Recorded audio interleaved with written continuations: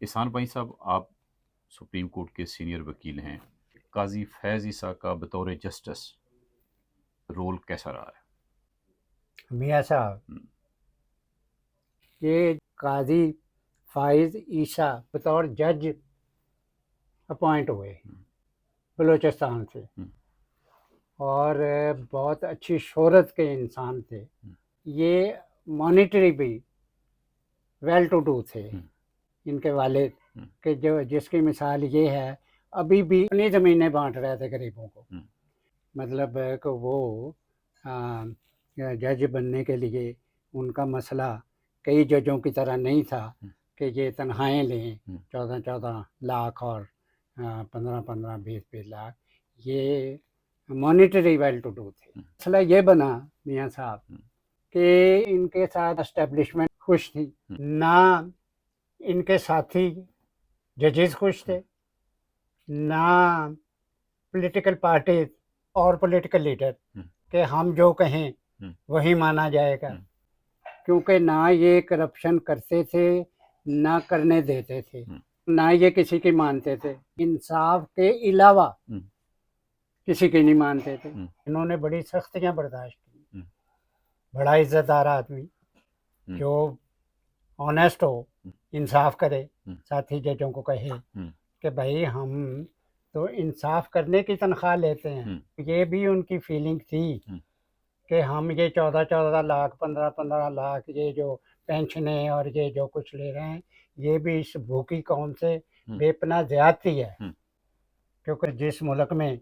लोग भूखे मरते हों, हम्म, वहाँ पर जज हम्म, 14 लाख मंथली पे ले, हम्म, बिजली फ्री हो, हम्म, मकान फ्री हो हम्म, और रिटायरमेंट के बाद भी सब बहुत कुछ मिल जाए, वो भी उन्हें अच्छा नहीं लग रहा था। हम्म, तो यहाँ नया नया एक पॉलिटिकल लीडर, हम्म, मैं तो पर्सनल नहीं होता, हम्म, लेकिन पॉलिटिकली हम्म, वो हक समझते थे इमरान हम्म, खान साहब हम्म, कि मैं जो कहूँ हम्म, वही होगा। हम्म, जितनी एस्टेब्लिशमेंट है, हम्म, जो जर्नैल हैं, हम्म, जो ISI के अपॉइंट किए हुए हैं इनके अपने, वो वही कुछ करें जो मैं कहता हूँ। हम्म, तो ये तो मानने को तैयार नहीं थे। हम्म, उन्होंने, इमरान खान साहब ने एक रेफरेंस हम्म, इनके खिलाफ हम्म, मूव किया। कहाँ? जुडिशल काउंसिल में हम्म, इन्होंने अपने सदर को हम्म, वो रेफरेंस भेजा और सदर ने जुडिशल काउंसिल भेजा और इन पर इल्ज़ाम ये लगाया हम्म, कि इन्होंने और इनकी बीवी ने हम्म, भी उस शख्स को पर इल्ज़ाम लग रहा है जो अपनी ज़मीन बांट रहा है गरीबों में, हम्म, कि जी ये तो इन्होंने टैक्स नहीं दिया। हम्म, इनकी बीवी पे इल्ज़ाम लगाया। हम्म, जुडिशल काउंसिल उनके साल हर साल वो उनके एक रेफरेंस पड़े हुए हैं, अब हम्म, भी पड़े हुए हैं जजों के खिलाफ। यहाँ तक पड़े हुए हैं कि रिटायर हो गए लेकिन उनके फैसले नहीं हुए, हम्म, इनका फौरी फैसला हुआ। हम्म, इन्होंने फिर सुप्रीम कोर्ट में पिटीशन की हम्म, कि ये मेरे खिलाफ जो हम्म, कुछ हुआ है हम्म, ये नाजायज़ है। हम्म, फिर इनका सुना गया, हम्म, ट्रायल हुआ, ये खुद आर्गूमेंट्स करते हम्म, रहे। इन्होंने साबित किया कि हम्म, ना मेरी बीवी ने टैक्स खाया हम्म, ना मैंने टैक्स खाया। हम्म, वहाँ पर एक बड़ी कोशिश की हम्म, डिफरेंट पॉलिटिकल पार्टीज और ख़ास तौर पे इमरान खान और उनके नामजद करदा सदर, हम्म, उन्होंने, हम्म, लेकिन ये वहाँ बरी होके बहाल हुए और फिर ये चीफ जस्टिस बने। हम्म। अब चीफ जस्टिस होने के बाद हम्म, उनका जो 11 माह का 12 माह का दौर है, हम्म, वो बेपनाह दौर है। बतौर चीफ जस्टिस पाकिस्तान उनका जो रोल है वो पहले जजों से किस तरह से मैं मुख्तलिफ रहा? वही आ रहा था कि वो फिर चीफ जस्टिस बने। हम्म, लेकिन ना, सच्चाई सच्चाई होती है मियाँ साहब। जी जी। ऑनेस्ट आदमी है, हम्म, कमिटेड आदमी है, हम्म, बाज़मीर आदमी है, हम्म, गरीबों का साथी है हम्म, और क्लियर हुआ। हम्म, फिर ये जिस वक़्त चीफ जस्टिस बने, उससे पहले कौन-कौन चीफ जस्टिस बने मैं मुख्तसरन बताता चलूँ। हम्म, साकब निसार थे, हम्म, जस्टिस खोसा थे, हम्म, जस्टिस गुलज़ार थे, हम्म, जस्टिस उमर अता बंदयाल थे। हम्म, उनके बाद ये आए, हम्म, अब ये मुकाबला कर लें आप, हम्म, हैं जी। हम्म, ये जितने चीफ जस्टिस हम्म, का मैंने नाम लिया है, हम्म, ये तकरीबन करप्ट थे। देखो मियाँ साहब, ये मैं कह रहा हूँ हम्म, बतौर सुप्रीम कोर्ट के वकील के, हम्म, करप्ट थे और ये रिश्तेदारों को नवाजते थे और इमरान खान को रिलीफ देते थे कह के। हालत इनकी ये थी बंदयाल की, और ये जो मौजूदा जस्टिस मंसूर आने वाले थे, ये इन्होंने जो फैसला किया था 8 जजों का, उसके बाद ये कहते थे कि भाई ये आप लोग इमरान खान दोबारा आ रहे हैं, हम देखते हैं कि 25 अक्टूबर के बाद कौन हुक्मरान यहाँ रहता है, नवाज शरीफ या शहबाज शरीफ। ये बात फैली हुई थी और ख़ुद भी वो कह रहे थे, इमरान खान साहब जेल में बैठ के कह रहे थे कि 25 के बाद देखना है जी, मैं आ रहा हूँ। ये असम्बली में ख्वाजा आसफ ने तकरीर करते हुए कही, उसने तकरीर करते हुए ये बात कही कि जी ये जजेस 8 जजेस ये खुद कह रहे हैं कि ठहर जाएं आप, ये 25 गुजरने दें, इसको रिटायर होने दें, तो फिर ये फारग हो जाएंगे और इमरान खान हुक्मरान आएगा। तो इसलिए इस किस्म के जजेस आए यहाँ साहब, और इस किस्म के जजेस आए जिन्होंने बड़े फ़ख्र के साथ मार्शल लॉ को सपोर्ट किया है जी। ये वाहद जज आया इन जजों के बाद जिसने कहा कि भाई ये जो लाखों मुकदमात हैं गरीबों के, यहाँ लोग फैसले से पहले मर जाते हैं जेलों में है जी, उनके फैसले नहीं होते, आप सियासी फैसले किए चले जा रहे हैं है जी, और एक शख्स को रिलीफ दिए चले जा रहे हैं है जी।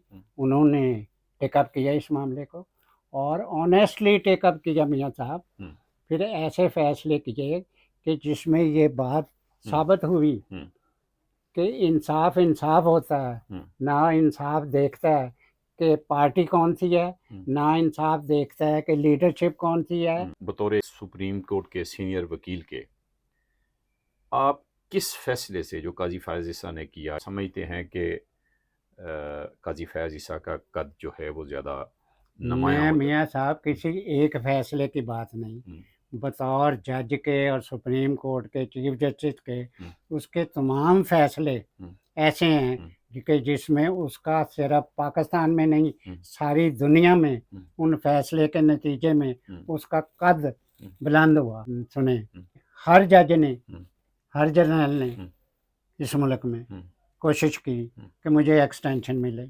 ये कोशिश हुई कि इस शख्स को भी एक्सटेंशन दी जाए, जिसके लिए ये तो ना कहा जाए कि इसको हम एक्सटेंड करते हैं। सुप्रीम कोर्ट का जज जो है चीफ जस्टिस, वो रहना चाहिए 3 साल के लिए रहना चाहिए, ये नहीं है कि 4 दिन के लिए आए और रिटायर हो जाएं। ऐसे जज आए, ख्वाजा साहब आए जो चंद दिन के बाद रिटायर हो गए, ऐसे आते रहे। इन्होंने कोशिश की, मतलब यही था कि जी ये इसको 3 साल मिल जाएं।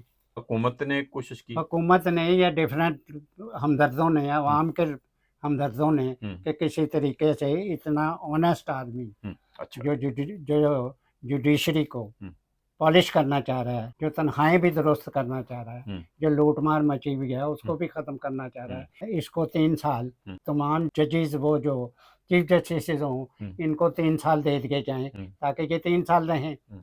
तो उस शख्स ने, वाहिद आदमी है इस पाकिस्तान में जिसने कहा कि मैंने ना एक्सटेंशन लेनी है, ना मैंने आईनी अदालत का जज चीफ जस्टिस बनना है, ना मैंने बेंच का चीफ जस्टिस बनना है, मैंने 25 अक्टूबर को रिटायर हो जाना है। और ये वही हुआ, इन्होंने ये तय कर लिया है कि चीफ जस्टिस 3 साल रहे अमेंडमेंट में, लेकिन ये इन पे लागू नहीं होता क्योंकि ये कह बैठे हैं कि मैंने नहीं लेना, नहीं, ना 3 साल लेने हैं, ना एक्सटेंशन लेनी है, ना किसी आईनी बेंच का या आईनी अदालत का चीफ जस्टिस बनना है। रिफ्यूज कर दिया। वो बाइज्जत आदमी है जी, जिसने ना अपने मिलने वालों को सपोर्ट किया। इनका मसला ये था, ये कहते थे कि भाई यहाँ आईनी मुकदमात तो 173 हैं और अवाम के लाखों मुकदमात हैं पड़े हुए, इनको आप देखते नहीं, और वो 173 मुकदमात को आप देखे चले जा रहे हैं, उनको ट्रायल करते हैं, उनको सुनते हैं ताकि आपको शोहरत मिली और आपके जो मिलने मिलाने वाले हैं उनको आप फेवर दे सकें। वो ये कह रहे थे अपने साथियों को कि भाई आप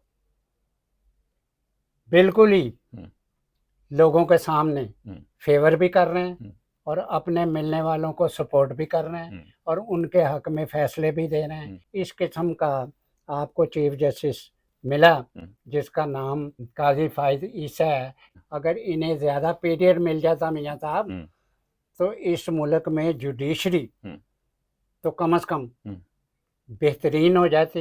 ये जुडिशरी एक अदारा है जी। और हाँ, इनका जो सबसे बड़ा क्रेडिट जाता है सारी दुनिया में, इन्होंने अपने हर फैसले में ये कहा कि पार्लियामेंट सुप्रीम है, सुप्रीम जुडिशरी नहीं है। जुडिशरी पार्लियामेंट के खिलाफ फैसला दे सकती है, ना इनका पास करदा कानून कोई इसके खिलाफ फैसला दे सकती है। तमाम फैसले इनके ये वाहिद चीफ जस्टिस हैं कि जिन्होंने ये बात बतौर चीफ जस्टिस जज होते हुए, ये तो हर जज ये कहता है कि मैं ही हूँ, इन्होंने कहा नहीं, मैं नहीं हूँ, जो पार्लियामेंट फैसला करेगी मैं उसका पाबंद हूँ। इसलिए ये क्रेडिट भी इस चीफ जस्टिस को जाता है। मियाँ साहब, इसके मतलब इनके फैसलों के मतलब अगर गुफ्तगू की जाए मियाँ साहब हो नहीं सकती वीडियो में, तो ये बहुत पीरियड चाहिए।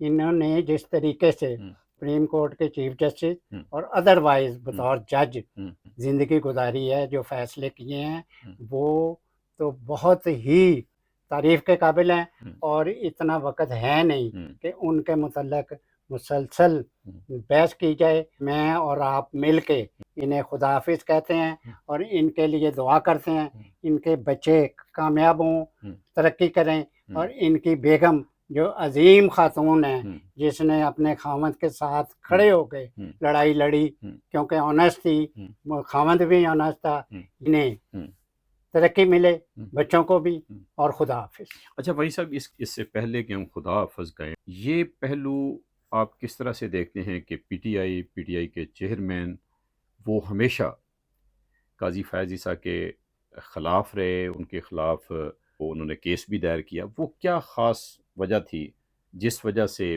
पीटीआई उनके ख़िलाफ़ हुई? वो इसलिए थी, वजह ये थी कि पीटीआई तो जर्नैलों की भी सपोर्ट लेती थी। PTI means Imran Khan. ये इमरान खान क्या जो आदी था जर्नैलों की बात, जर्नैलों का जो मानते थे और जजेस मानते थे, कि यहाँ तक मानते थे कि चीफ जस्टिस ये बतौर मुल्ज़म सुप्रीम कोर्ट पेश होता है तो चीफ जस्टिस कहता है कि वेलकम इमरान खान और मैं आपको खुश आमदेद कहता हूँ, मेरा मतलब ये आलम था, नाइस टू सी यू। तो ये आलम था, ये चाहता था कि इसे पता था कि मैंने इसके खिलाफ रेफरेंस दिया हुआ है, इसे पता था ये बेपनाह ऑनेस्ट आदमी है, इसे ये पता था कि बेपनाह इंसाफ करने वाला आदमी है, ना ये बेकेगा ना ये झुकेगा। तो इसको मुसीबत पड़ी हुई थी इसने, और वजह एक और भी हुई थी, इसने ISI के मौजूदा जो चीफ ऑफ आर्मी स्टाफ है, ISI का डायरेक्टर था, इसने कहा कि इमरान खान साहब आपके घर में करप्शन हो रही है जी।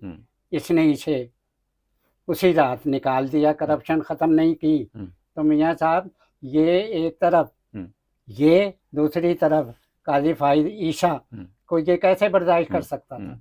ये तो बर्दाश्त करता था उन जजेस को जो आगे पीछे इसके फिरते थे, जो ये कहता था वही करते थे, जमानतें लेते थे, इसको बरी करते थे। तमाम जुडिशरी मेजॉरिटी इस शख्स के गिर्द घूमते थे।